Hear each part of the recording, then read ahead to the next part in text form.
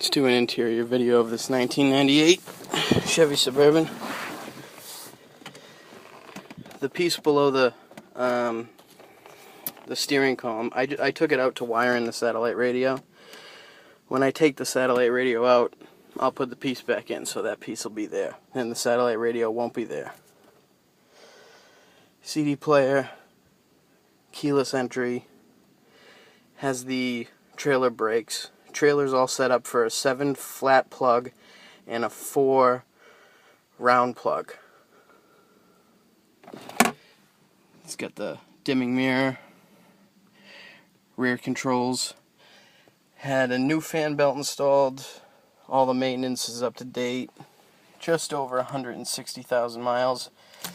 No check engine lights or anything like that. The only thing it does do is every so often, let me see if I can make it do it. It probably won't do it now. But you have to go and kind of start it twice. You see how it just went off like that? See, other than that, it's just, I believe it to be an O2 sensor, but it's not throwing a code. But I know I had another truck that it needed an O2 sensor, and it did the same exact thing. But, I mean, after that, it starts and runs fine. There's absolutely no issues. Like I said, the satellite radio will be coming out. 4-wheel drive engages, works perfectly. Let's see if I can get it going here. There we go. In 4-wheel drive. Back in 2. Boom. Radio, everything like that works. Right now it's on Howard Stern because it's a satellite radio. Interior's in pretty good shape, despite the driver's seat, which I'll show you in a minute. It's got the 3rd row seat as well, which is in pretty much immaculate shape. Headliner's in really good shape. New blower motor for the front. The rear works as well. Front works, you can hear it. Boom. Rear. I don't know if you can hear it, but it's there. Also, this mirror needs to be replaced. That mirror doesn't come with it. It comes with another mirror. That's a heated mirror, but it's kind of faded, the old one. Now, listen. As you can see, when it's in drive and it's just rolling, you can't hear the squeaking. When you engage the drive, you can hear the squeaking, which means it's a U-joint. The part is $12, and it's very easy to install. I just don't plan on installing it. Actually, I'll take it for a little ride for you guys. As you can see, it has a rejection sticker in the state of Massachusetts. The reason why it has a rejection sticker was because when I went, the 3rd brake light was out. Fixed the 3rd brake light. Actually, it's new. And then I night shaded the 3rd brake light and the 2 rear brake lights just a little bit. It'll pass inspection. Also, there's a little chip in the glass which you can barely see right there, but because it's an eyesight, they failed it. Now, because I'm a body shop, I can get a windshield installed for about $150. Very cheap. I can have it installed brand new for you guys if it goes above a certain price or we work something out. But as you can see, runs and drives fine, and the squeaking noise goes away once you hit about 15 miles per hour. You can barely hear it. But runs and drives great. There's no issues. The transmission shifts 100%. 4-wheel drive engages perfectly. I love the truck. The only reason I'm getting rid of it is because I plow, and this is just way too big. So I downgraded to a Tahoe. A Tahoe with the lift gate, which I really need because backing up is going to be a lot easier in a snowstorm with a lift gate than it will be with the barn doors, which this has. Like I said, everything works. I haven't tried the AC, mainly because I'm pretty sure it needs to be recharged. I didn't recharge it just because I didn't really need the AC during the winter. During the summer. So I didn't bother to try and recharge it or anything like that. That green light that you see right there is the daytime running lights, which means the headlights and the marker lights are always on. It's an option they started in 1997. The truck runs smooth. It runs and drives 100%. You know, you can start it up and get anywhere A to B, as long as you can afford the fuel. But it's got the rain guards, as you can see. It drives straight down the road, no issues. There's no bumps or anything like that.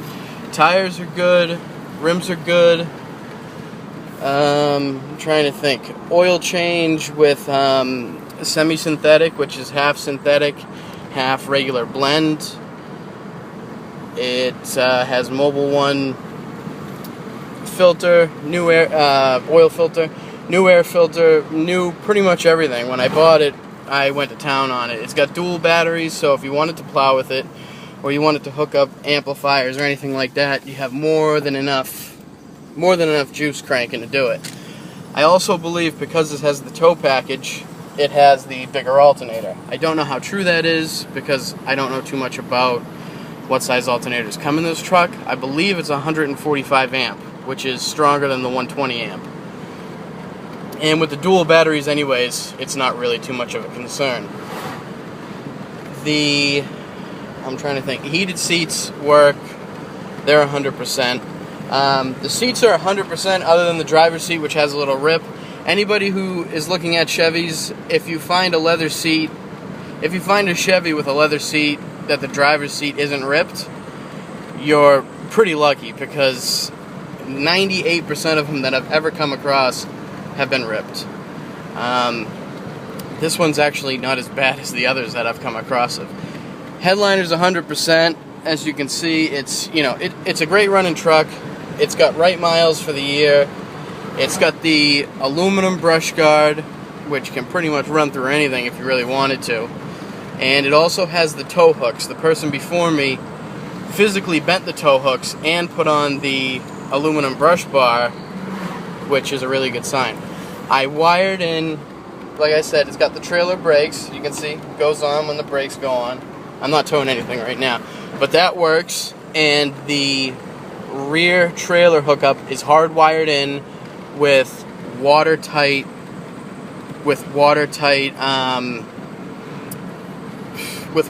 seals, which means you're not going to have any issue with it ever rotting out or corroding, because it's all watertight. And then even around that, I used watertight tape, so you're not going to have any issues with that. And it rides great. I had the thermostat. I did the thermostat. I also flushed the whole system and changed the entire system. Instead of Dexcool, it's got the green coolant, which is much better for these trucks, because the Dexcool, if you don't have it filled to 100% capacity, it'll start to corrode because it doesn't interact well with oxygen. So instead of taking a chance and having to rebuild the intake manifold gaskets, which is fairly common in these trucks, I flushed the entire system, drove it around with water for about a week. Water with Prestone flushing fluid, which cleans the system.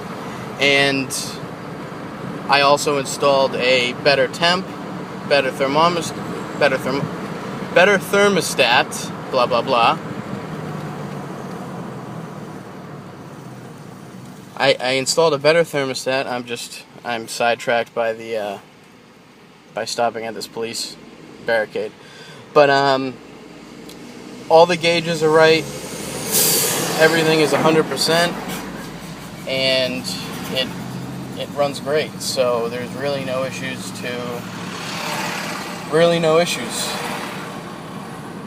other than, you don't have to replace the U-joint. If you can deal with a little bit of squeaking, you'll never have to replace it. It's just, if I was going to keep it, I would replace it. I mean, the part is literally $12. It's just, and the labor take you less than an hour if you know what you're doing. And you can go to YouTube and type in how to do a U-joint, and you can figure it out in 2 seconds. I think it's 4 bolts in the back, pop them right off, and boom, done. Pop the U-joint in, grease it up. Most of them already come pre-greased, and boom, you're back in business 100%. But perfect truck for the snow. Great time to buy it because winter's right around the corner. If you have any questions, please give me a call, 978-801-5057. Shoot me a message through eBay or Craigslist, wherever you're seeing it, and I'll respond. I want to get rid of it as soon as possible, mainly because, like I said, I already have a Tahoe, and I just don't really want this hanging around anymore. But I will be driving this until it's sold, so the mileage will fluctuate. It'll go up a little bit. I don't drive 1,000 miles a day, but don't expect it to be 161,015 because I will be driving it. Clean title, clean mass title, and like I said, if we work out the right price, I'll have the windshield fixed before you come and pick it up, just so long as it's paid for. And that's it. Again, 978-801-5057. Thank you.